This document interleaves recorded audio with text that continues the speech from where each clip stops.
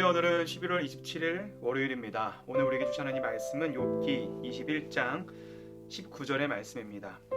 하나님은 그의 죄악을 그의 자손들을 위하여 쌓아두시며 그에게 갚으실 것을 알게 하시기를 원하노라. 아멘.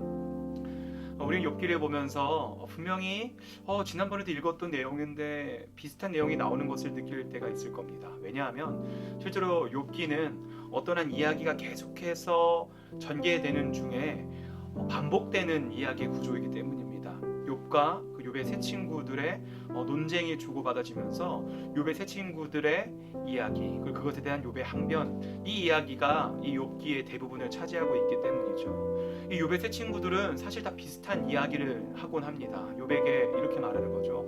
네가 이렇게 고통받고 있는 것은 다 이유가 있을 거야. 권선징악, 그리고 인과응보, 하나님께서 네가 뭔가 잘못했기 때문에 벌을 받는 거야 라고 이야기를 합니다. 욥은 항변하죠.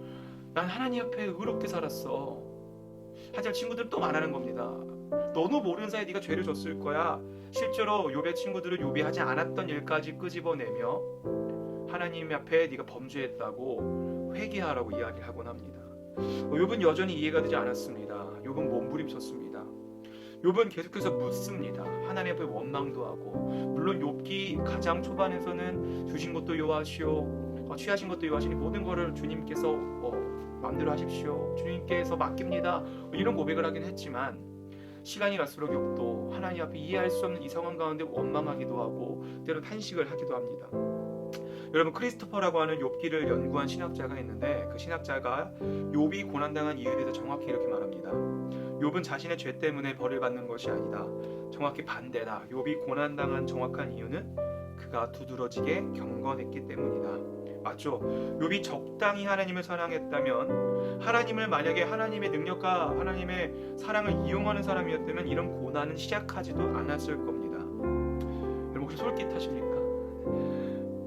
물론 내가 고난당한 이유가 특별해서는 아닐 수 있습니다. 욥이라고 하는 특별한 케이스를 샘플 삼아서 하나님은 우리의 고난이 우리의 죄 때문은 아니기도 하다는 것을 보여주고 있는 거죠. 여러분, 우리가 살면서 승승장구하며 잘 될 때를 한번 생각해 보시기 바랍니다. 그때 우리는 경건하고 죄를 짓지 않습니까? 그렇지 않죠. 조금만 잘하면 누군가 높여주고 또 누군가 못한다고 찍어 누르셨다면, 하나님께서 정말 우리에게 그렇게 하셨다면 우리는 살아갈 수 없었을 겁니다. 사탄이 그때 하나님 앞에 이런 말을 했었죠. 당신은 욥에게 너무 많은 것을 부어주셨습니다. 그래서 그런 겁니다. 실제로 욥은 거부였습니다. 그리고 성품도 좋았다고 합니다. 태생적으로 성품도 유순했고 사람들과 잘 어울리는 사람이었다고 하죠. 근데 사탄이 하나님이 이러는 거죠. 하나님은 욥에게 다 몰아줬습니다. 하지만 만약에 하나님께서 당신이 그걸 뺏어버리면 그가 당신을 사랑할까요? 당신의 선물을 사랑하는 겁니다, 욥은, 라고 사탄은 말하는 거죠. 여러분, 이 사탄의 항변은요, 욥을 음해하는 것 같이는 보이지만 사실은 욥을 향한 공격이 아니라 하나님을 향한 공격이었습니다. 마치 이런 거죠. 하나님, 인간이 당신을 따르잖아요. 왜 따르는 줄 아십니까? 당신은 힘세고 전지한 건 아는데 그렇지만 당신은 매력적이지 않아요. 사탄인 내가 매력적이지, 저 사람들 보세요. 죄 짓잖아요. 죄를 의무적으로 짓는 사람 보셨습니까? 재밌잖아요. 여러분, 죄를 짓는 건 재밌지 않습니까? 본능으로 짓잖아요. 죄를 짓기 위해 노력하고 의무적으로 짓지 않습니다. 기쁨으로 죄를 짓지. 진짜 매력적인 존재는 바로 나란 말입니다. 내가 죄로 유혹하고 사람들은 기쁨을 얻습니다. 하지만 하나님, 당신 말씀에 순종할 때 사람들이 힘들어합니다. 왜 나에게 순종하라고 하냐고 항변합니다. 하지만 당신이 강하고 능력이 있어서 자신들을 지옥 보낼까봐 무서워서 순종하는 겁니다. 누구도 당신을 사랑하지 않습니다, 라고 지금 사탄은 하나님 앞에서 욥을 핑계로 항변하고 하나님을 공격하고 있는 겁니다. 여러분, 사탄은 사람에게도 똑같이 말합니다. 사탄이 욥기 초반부에 했던 이야기들은 사실 창세기에서 뱀이 하와에게 했던 내용과도 매우 비슷합니다. 욥기에서 사탄은 1, 2장 말고는 안 나오는 걸로 아는데 욥기 전반적으로 사탄은 일하고 있습니다. 사탄의 사주를 받아서 바로 욥의 친구들이 욥에게 말하고 있기도 한 것이지요. 여러분, 지금 사탄은 하나님에게, 욥에게, 그리고 욥의 친구들의 입을 통해서 이렇게 말하고 있는 거죠. 하나님은 널 사랑하지 않아. 넌 하찮은 존재고 잠깐의 부유함을 주셨지만 아니라니까. 넌 아무것도 아닌 존재야. 사탄이 하나님에게 한 말과 사탄이 욥에게 한 말을 종합해보면 뭔지 아십니까? 바로 이겁니다. 하나님이 인간을 사랑한다고 웃기고 있네. 신도 너희를 이용하고 있는 거야. 넌 네 맘대로 살아야 돼. 하나님이 널 사랑하지 않아. 네 꼴을 봐라. 넌 열심히 의롭게 살았지만 벌을 받았잖아. 고난 받았잖아. 라면서 지금 하나님과 우리 사이를 이간질하고 있는 것이죠. 여러분, 하나님께서는 욥을 사랑하셨습니다.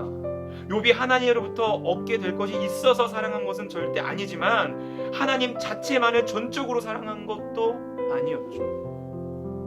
그런 욥을 하나님은 위대한 사람으로 만들기 위해서 하나님이 하실 수 있는 방법이 하나 있었습니다. 그게 뭐냐면 고통을 허락하지만 그 고통을 주는 이유를 알지 못하게 하는 겁니다.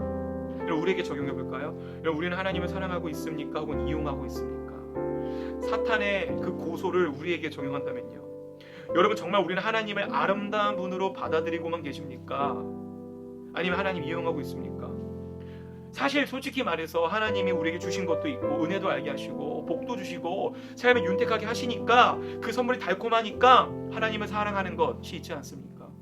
사탄이 말했던 것처럼 이들이 이 욥이 당신을 까닭 없이 사랑할 리가 없습니다. 이 말에 우리가 해당되지 않습니까? 우리도 정말 까닭 없이 사랑하는 것이 아니라 까닭이 있지 않습니까? 여러분, 그때 하나님은 우리에게 원하시는 건 뭘까요? 우리에게 어떤 까닭이 있어서 우리를 사랑한 것이 아니라 이유 없이 우리를 존재적으로 사랑하신 것처럼 하나님도 우리가 하나님을 어떤 까닭 때문이 아니라 그냥 존재적으로 믿고 신뢰하고 사랑하기를 바라셨던 거죠. 여러분, 이 고난의 문제는 단지 문제의 해답을 찾는 것이 아니라 바로 의미를 향한 순례이기도 합니다. 하나님의 신뢰를 회복하는 순례이기도 합니다. 그래서 때는 괴롭죠. 보이지 않으니까요. 사랑하는 성도 여러분, 하나님은 선하십니다. 그리고 하나님 우리를 사랑하십니다.